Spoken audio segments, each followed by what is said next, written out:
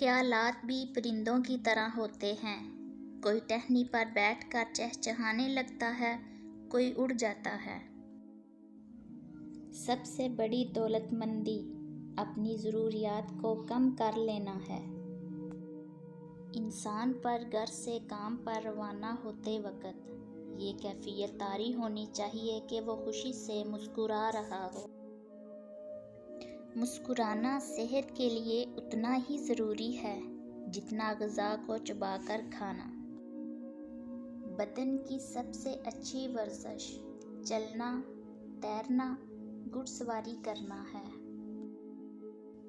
اگر آپ بڑے اور معیاری خیالات کی تلاش میں ہیں تو چہل قدمی کریں۔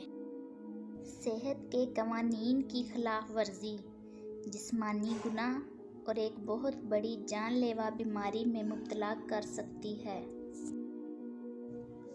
انسان اپنی زندگی میں جتنا اپنی ضروریات کو کم کرے گا اتنا ہی خدا کے قرب کو پائے گا۔ اگر آپ سیکھنا چاہیں تو آپ کی ہر غلطی آپ کو سبق دے سکتی ہے۔ مخلوق کی بھلائی کے کام کرنا خالق کی عبادت کرنے کے مترادف ہے۔ تمہاری زندگی کا وہ دن رائے گا گیا جس دن ڈوبتے ہوئے سورج نے تمہیں کوئی نیک کام کرتے ہوئے نہیں دیکھا۔